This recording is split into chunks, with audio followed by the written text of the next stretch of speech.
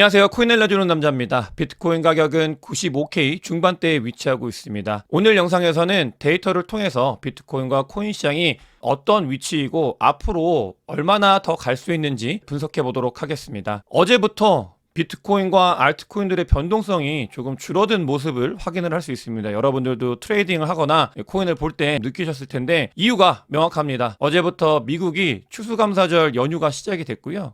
추수감사절 연휴가 시작이 되면 개인, 기관 모두 다 쉬기 때문에 코인 시장에 영향을 주고 있고 그 부분이 비트코인과 알트코인들이 뭐 가만히 있는 느낌 그리고 뭔가 변동성이 없어진 것 같은 그런 느낌을 주고 있다고 보시면 되겠고요. 실제로 CVD 자료상으로 봤을 때 갈색고래 같은 경우는 움직임이 없는 걸 확인할 수 있습니다. 다만 보라고래가 비트코인을 조금씩 모아가고 있는 모습 정도 확인할 수 있고 오더북상으로는 뭐 100K에 여전히 아주 두꺼운 매물대가 형성이 되고 있다. 이렇게 보시면 되겠습니다. 선물서 천상매상으로도 비트코인 가격이 어제부터 계속해서 박스권 안에서 횡보를 하다 보니까 롱 포지션도 숏 포지션도 강하게 구축이 되고 있는 걸 확인할 수 있습니다. 레이트 롱 포지션이 더 많이 구축이 되고 있는 모습을 보이고 있는데 94K, 93K 라인에 아주 강력하게 롱 포지션이 구축이 되고 있고 98K부터 뭐 100K까지는 과거에서부터 지금까지 계속해서 숏 포지션이 구축이 되고 있는 눈치를 보고 있는 장세다라고 보시면 되겠고 추수감사절이 끝나고 연휴가 지난 다음에 미국의 움직임이 어떻게 되냐에 따라서 방향성을 보일 가능성이 크다라고 보시면 되겠습니다. 추수감사절이어서 미국인들이 쉬고 있을 때 비트코인과 코인 시장이 어느 위치이고 우리가 가야 될 곳은 어디인지에 대해서 전체적으로 점검하면 좋을 것 같아서 오늘 영상을 통해서는 그런 부분들을 집중적으로 다루려고 하는데 일단 기본적으로 비트코인 같은 경우는 리테일들이 많이 붙지 않은 그런 상황이라고 볼 수 있습니다. 리테일들이 아직 많이 붙지 않았다. 자료가 보시게 되면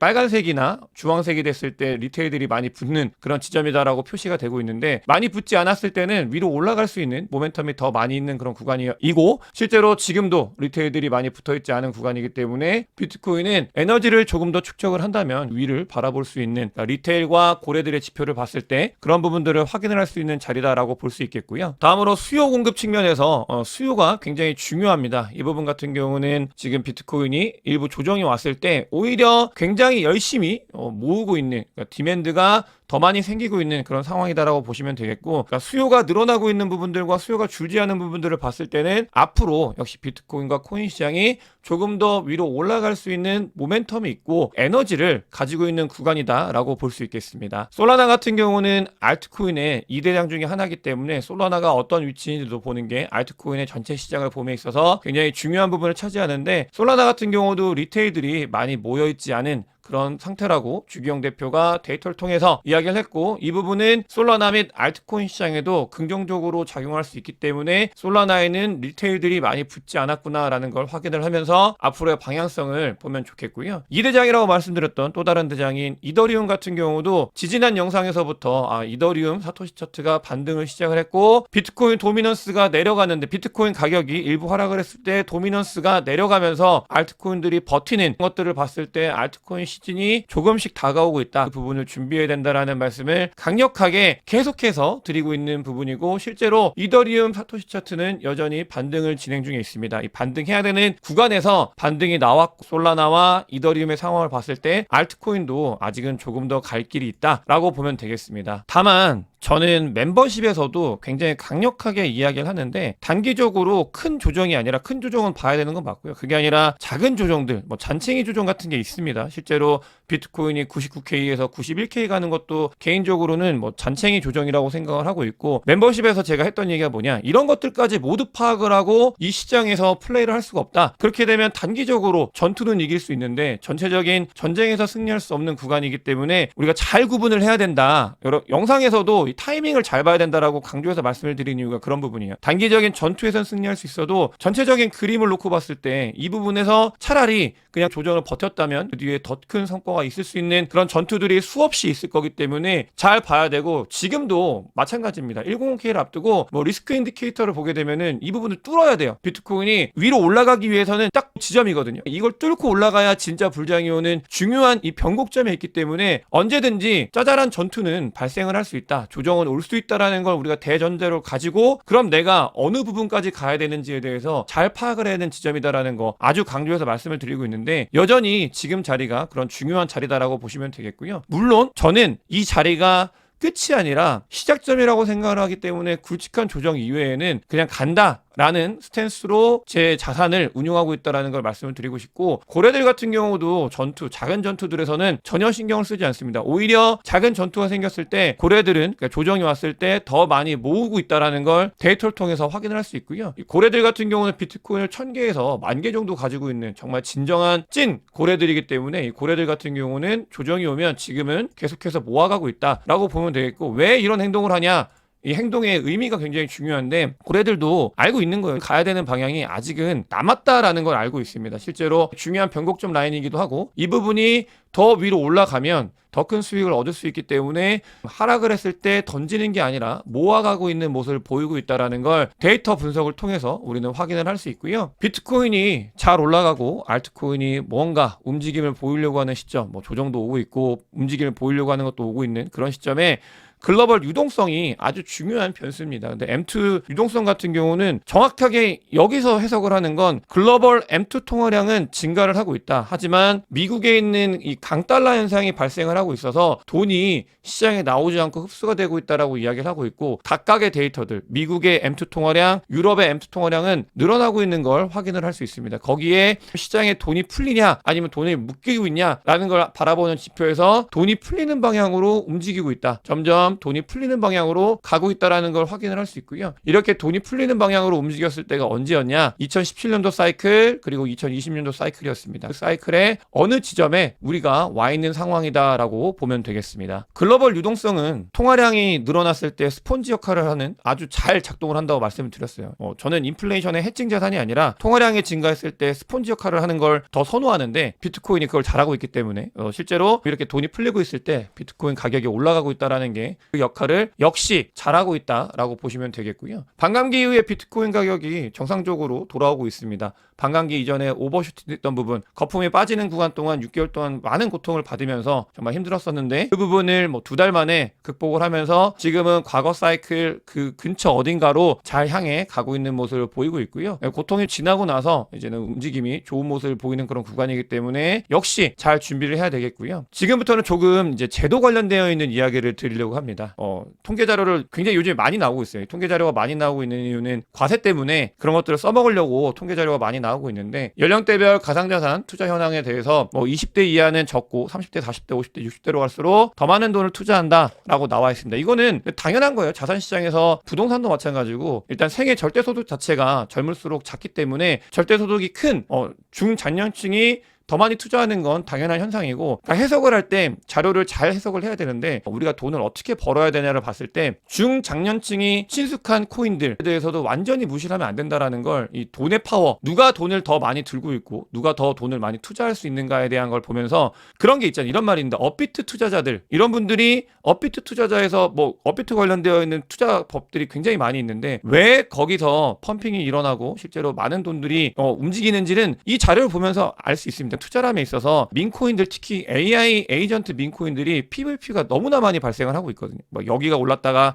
여기가 떨어지고 저기가 올랐다가, 이걸 PVP라고 하는데, 그런 것들은 보통은 접근하기 어려운, 그러니까 중장년층이 접근하기 어렵기 때문에 조금은 어리신 분들이 많이 접근을 하고 있습니다. 하지만 그런 트레이딩도 굉장히 도움이 되는 건 맞지만, 정확 포트폴리오를 잘 분배를 하면서 내가 이제 이 자산을 어떻게 운영을 해야 되는지에 대한 관점을 조금은 멀리 보면서, 내가 알고 있는 게 전부는 아니다라는 거를 이 자료가 이야기를 하고 있기 때문에, 돈이 많은 곳에서 플레이하는 것도 나쁘지 않다라는 걸 알려주고 있고요. 또 스위스 같은 경우는 잉여 에너지를 활용한 비트코인 채굴 연구 법안을 통과시켰다고 합니다. 스위스 베른주 같은 경우는 2017년도 ICO 붐이 있었을 때도 블록체인 회사들을 스위스에 유치를 하면 ICO를 허용하는 것들이 되게 많아가지고 빨라요. 어쨌든 스위스가 굉장히 빠르게 2017년도 때도 빨랐고, 지금도 역시 비트코인 잉여 에너지, 이게 좀 굉장히 핫해지고 있는데, 빠르게 이제 가져가려고 하고 있다. 굉장히 좋은 모습을 보이고 있는 걸 확인할 수 있고요. 마이크로소프트는 양자 컴퓨팅을 활용해서 비트코인 채굴의 혁신을 예고했다고 합니다. 자, 채굴 관련되어 있는 이야기가 많습니다. 비트코인 채굴이 비트코인 인프라를 점령하는 굉장히 중요한 일이기 때문에, 미국 같은 경우는 트럼프 행정부에서 메이드 인 USA다 라고 못을 박으면서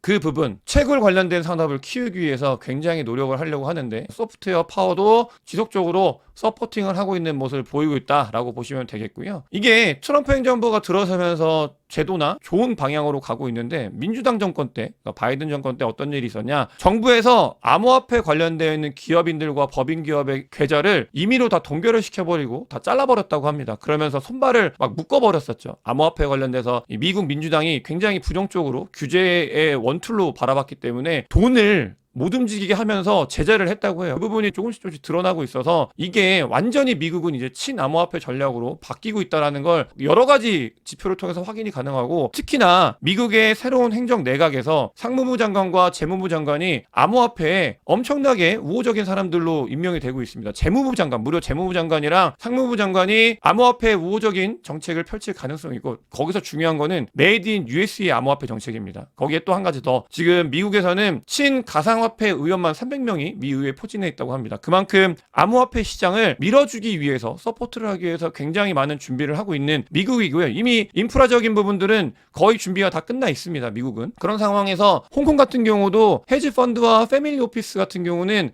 암호화폐를 통해서 벌어들인 수익에 대해서 세금을 면제하기 위한 이런 것들을 준비를 하고 있다고 합니다. 연구를 하고 있고. 근데 이게 왜 그러냐면 홍콩 같은 경우는 국제금융 도시입니다. 근데 크립토 자산이 앞으로 2024년을 변곡점으로 해서 비트코인 현물 ETF가 나온 시점을 변곡점으로 해서 굉장히 성장할 가능성이 크기 때문에 국제금융도시 허브인 홍콩에서는 과세를 특정 헤지펀드와 패밀리 오피스의 한정이긴 하지만 세금을 면제하면서 글로벌로 있는 그런 자산들을 홍콩으로 유입하기 위한 노력을 하고 있고요. 또 한 가지 중국 자금들 같은 경우도 그러니까 이런 면세가 이어질 수 있는 가능성이 있기 때문에 크립토 시장에 긍정적으로 작용할 수 있는 부분이다라고 보시면 되겠고, 이렇게 글로벌로 제도와 부분들이 정비가 돼가면서 면세뿐만이 아니고 제도적으로도 정비를 하고 서포트를 하고 밀어주고 있고, 아까 말씀드렸던 은행 법인 계좌 안 됐던 걸 다시 다 풀어주고 있고, 이런 식의 변화가 있는데, 한국 같은 경우는 암호화폐 기업들이 그 법인 계좌를 잘 열지를 못합니다. 굉장히 좀 그런 부분들이 아직도 제도적으로 좀 미비하기 때문에 여러 가지 문제가 있는데, 과세 이슈가 계속해서 불거지고 있어요. 이 부분이 결론이 어떻게 날지 모르겠지만 문제가 분명히 있습니다. 과세가 되는 과세안 자체가, 그러니까 우리나라 법 자체가 보시게 되면 거의 대부분, 이건 예전에도 되게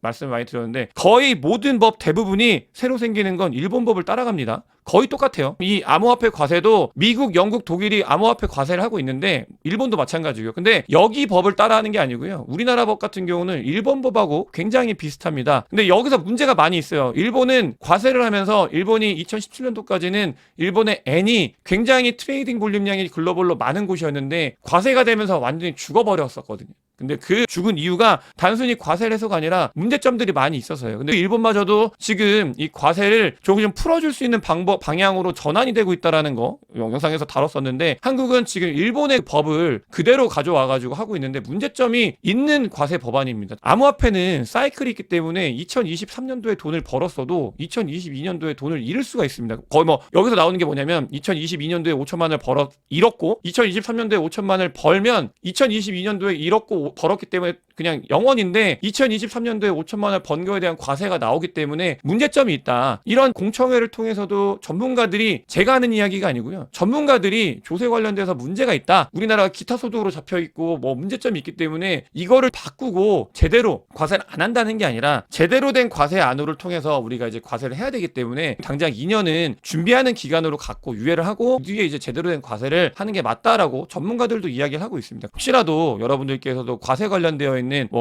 행동을 할 수 있는 부분들, 청원이나 이런 것들이 있으면 적극적으로 좀 동참해 줬으면 좋겠고요. 다만 저는 여기서 말씀드리는 건 정치적인 이야기를 하는 게 아닙니다. 정치적으로 그런 이야기를 하는 게 아니라 초당적으로 암호화폐 관련되어 있는 산업이 앞으로 미래 먹거리가 될 수 있는 가능성이 크기 때문에 우리나라가 점점 좋아지지 않고 있고, 산업 자체가 암호화폐 산업은 새롭게 성장을 하고 있고, 한국 시장은 아직도 암호화폐 시장에서 굉장히 중요한 시장이기 때문에 이걸 잘 살려서 우리나라의 국가 경쟁력을 올릴 수 있는 방법으로 뭔가 할 수 있는 일이 있지 않을까라는 생각을 좀 가지고 있고요. 그런 부분들로 좀 잘 정비가 됐으면 좋겠습니다. 마라홀딩스 같은 경우는 비트코인을 매수를 했다고 합니다. 전환사채를 발행해서. 마이크로 스트래티지와 비슷한 방식이죠. 근데 이게 마라홀딩스뿐만이 아니고 정말 많은 글로벌 기업들이 시작을 하고 있습니다. 그만큼 비트코인 관련돼서 기업들이 매수를 하는, 이게 왜 가능한지에 대해서는 영상에서 다뤘었죠. 미국의 세법이 바뀐다. 공정세법이 바뀌기 때문에 때문에 이런 일들이 많이 일어날 거다가 실제화되고 있다라고 보시면 되겠고요. 그런 움직임들이 미국에서부터 발생을 하고 있고, 이런 움직임들은 그러니까 기업이 비트코인을 가지려고 하는 움직임들은 글로벌로도 더 많이 확장될 가능성이 있다라는 말씀을 드리면서 우리가 가야 되는 방향이 어디인지 잘 생각하는 시간이 됐으면 좋겠습니다. 오늘 영상이 도움이 되셨으면 구독과 좋아요, 많은 공유, 댓글, 그리고 큰 관심 부탁드리겠습니다. 영상 봐주셔서 대단히 감사합니다.